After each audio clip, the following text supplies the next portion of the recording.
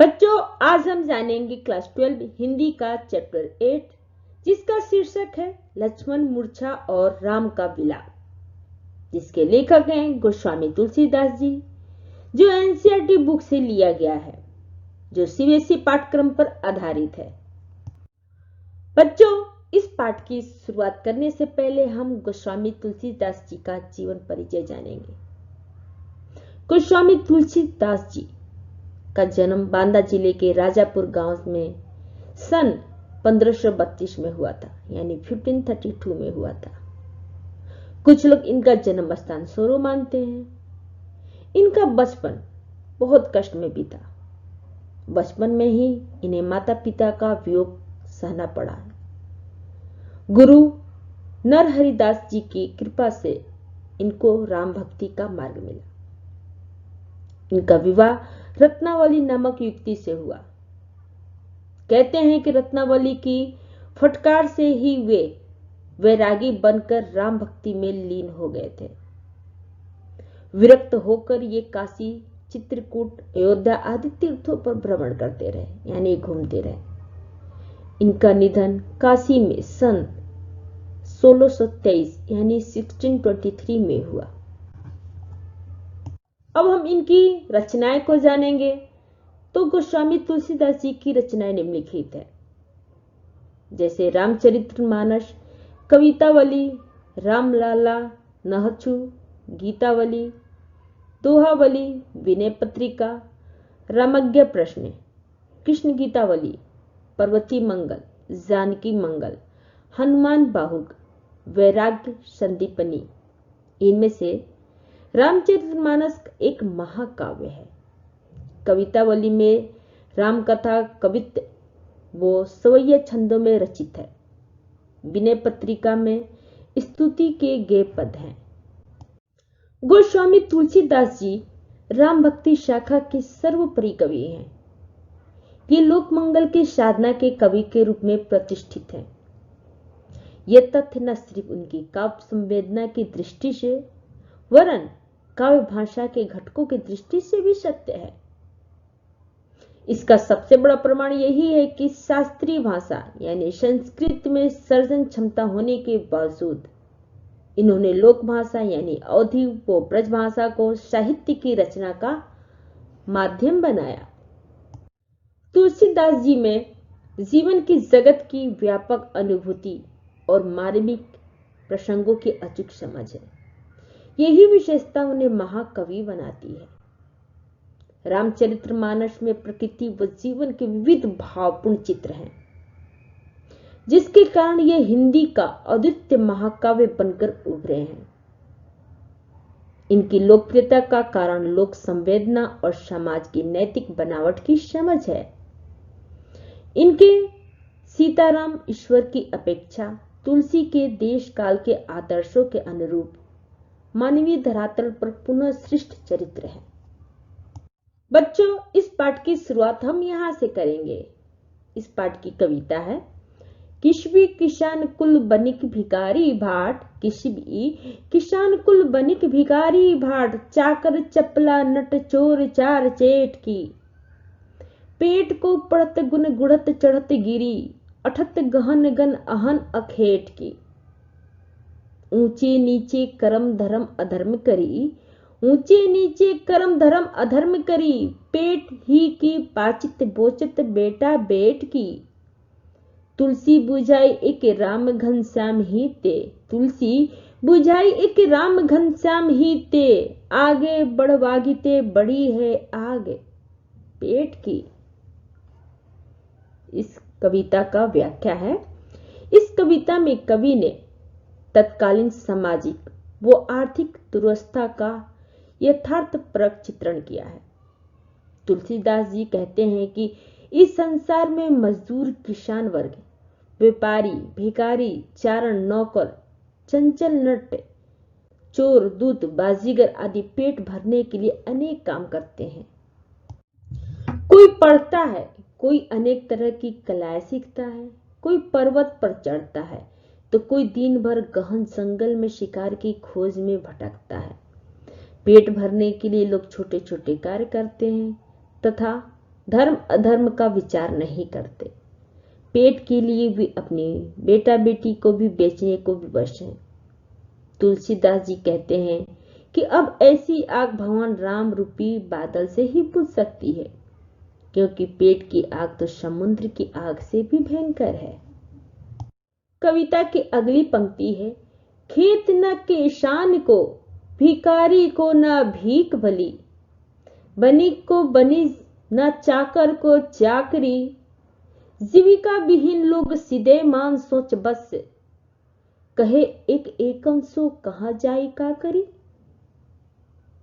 बेदू पुराण कही लोकहु विलोकियत, बेदू पुराण कही लोकहु विलोकियत, शाकरे सबे पै राम रावरे कृपा करी। दारिद दशानन दवाई दुनि दिन बंधु, दारिद दशानन दवाई दुनि बंधु, दुरित दहन देखी तुलसी हाहा करी। इस कविता में तुलसीदास जी कहते हैं कि अकाल की भयानक स्थिति है।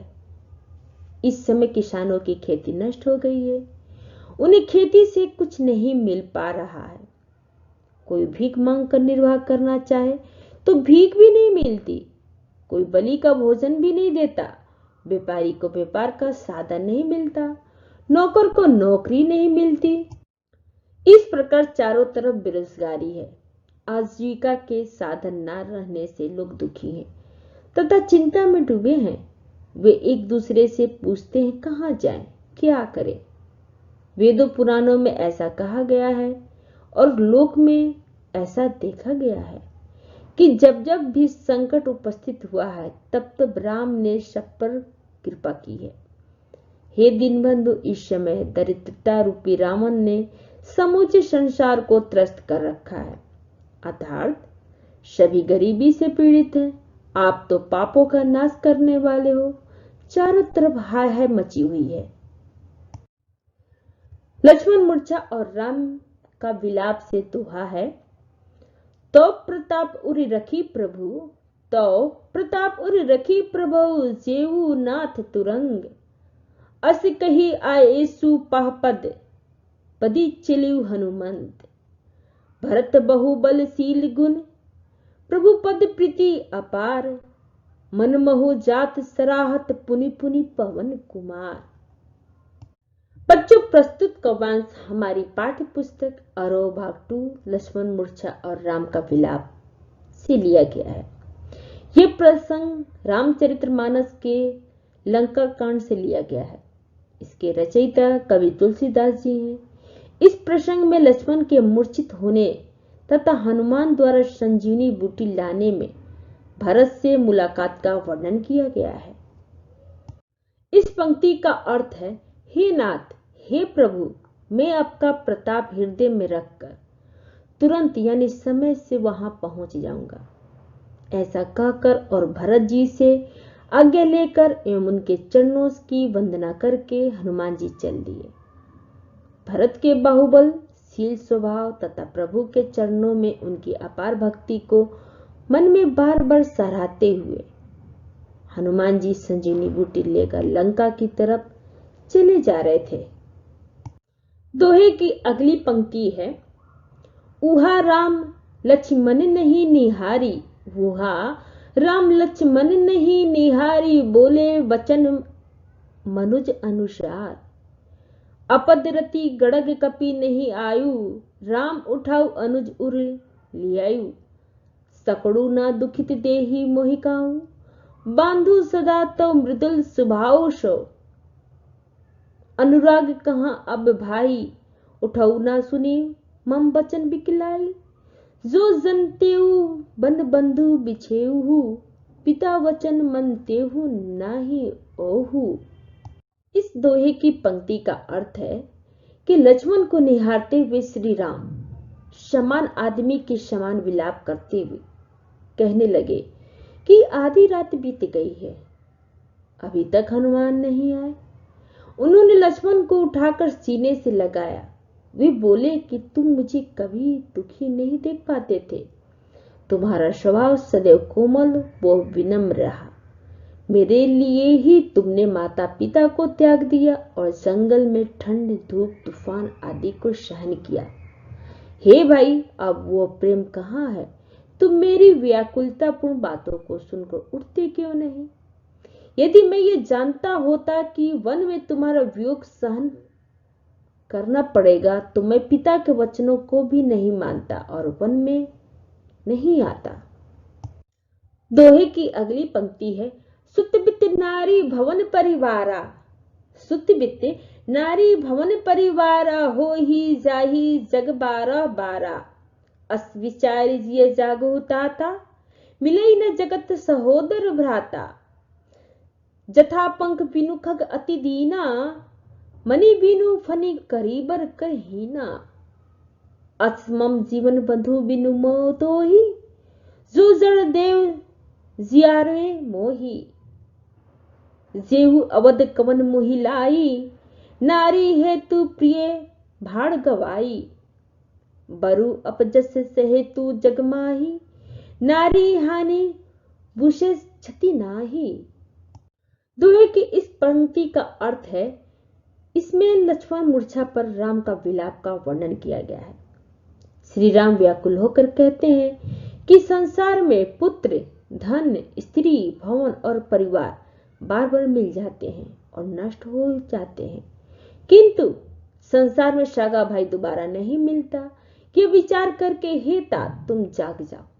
हे लक्ष्मण, जिस प्रकार पंख के बिना पंछी, मणि के बिना सांप, षण के बिना हाथी अत्यंत दिनहीन हो जाते हैं, उसी प्रकार तुम्हारे बिना मेरा जीवन व्यर्थ है। हे भाई, तुम्हारे बिना यदि भाग मुझे जीवित रखेगा तो मेरा जीवन भी पंख विहीन पंछी, मणि विहीन सांप और षण विहीन हाथी के समान हो जाएगा। षण मतलब सुन विहीन हाथी के समान हो जाएगा। राम चिंता करते हैं कि वे कौन सा मुंह लेकर अयोध्या जाएंगे। लोग कहेंगे कि पत्नी के लिए प्रिय भाई को खो दिया। मैं पत्नी के खोने का अपयश सहन कर लेता, क्योंकि नारी की हानि विशेष नहीं होती। दोहे की अगली पंक्ति है, अब अपलोकु सुकु सुत तोरा, सही निठुर कठोर उर मोरा। निज जननी के एक कुमारा, तात तसु तुम्हु प्राण अधारा। सोपसी मोही तुम्ही गही पानी, सब विधि सुखद परम हित जानी।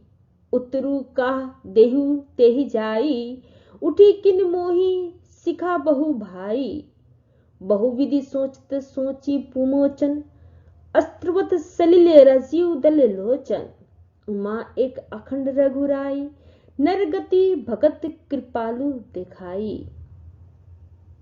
प्रभु प्रलाप सुनि कान, बिकल भय बानर निकर। आए गए हनुमान, जिमी करुणा मह वीर रस। बच्चों, यह प्रसंग रामचरितमानस के लंका कांड से लिया गया है। इसके रचयिता है तुलसीदास जी। इस प्रसंग में लक्ष्मण मूर्छा पर राम के विलाप वो हनुमान की वापस आने का वर्णन किया गया है। लक्ष्मण के होश में न आने पर राम विलाप करते हुए कहते हैं कि मेरा निष्ठुर और कठोर हृदय अपयश और तुम्हारे सुख दोनों को सहन करेगा। हे तात मतलब हे भाई, तुम अपनी माता के एक ही पुत्र हो तथा उनके प्राणों के आधार हो। उन्होंने सब प्रकार से सुख देने वाला तथा परम हितकारी जानकर ही तुम्हें मुझे सौंपा था। अब उन्हें मैं क्या उत्तर दूंगा? तुम स्वयं उठकर मुझे कुछ बताओ। इस प्रकार राम ने अनेक प्रकार से विचार किया और उनके कमल रूपी सुंदर नेत्रों से आंसू बहने लगे। शिव जी कहते हैं, हे उमा, श्री रामचंद्र जी अद्वितीय और अखंड है। भक्तों पर कृपा करने वाले भगवान ने मनुष्य की दशा दिखाई है। प्रभु का विलाप सुनकर वानरों का समूह व्याकुल हो गए। इतने में हनुमान जी आ गए। ऐसा लगा जैसे करुण रस में वीर रस प्रकट हो गया हो। दोहे की अगली पंक्ति है, हर्षि राम भटेउ हनुमाना। हर्षि राम भटेउ हनुमाना, अति कृतज्ञ प्रभु परम सुजाना। तुरंत वैद्य तब किन्हीं उपाय, उठी बैठे लक्ष्मण हर्षाई। हृदय लाई प्रभु भेटेऊ भ्राता, हर्ष शकल भालू कपि प्राता। कपि पुनि वैद्य तहाँ पहुंचावा, यही विधि तभी तही लई आवा। इस पंक्ति का अर्थ हुआ, इस पंक्ति में लक्ष्मण जी के स्वस्थ होकर उठने तथा सभी की प्रसन्नता का वर्णन है। हनुमान जी के आने पर राम ने प्रसन्न होकर उन्हें गले से लगा लिया। परम चतुर और एक समझदार व्यक्ति की तरह भगवान राम ने हनुमान जी के प्रति अपनी कृतज्ञता प्रकट की। वैद्य ने शीघ्र ही उपचार किया, जिससे लक्ष्मण जी उठकर बैठ गए और बहुत प्रसन्न हुए। लक्ष्मण को राम ने गले से लगाया। इस दृश्य को देखकर भालुओं और वानरों के समूह में खुशी छा गई। हनुमान जी ने वैद्यराज को वहीं उसी तरह पहुंचा दिया जहां से वे उन्हें लेकर आए थे।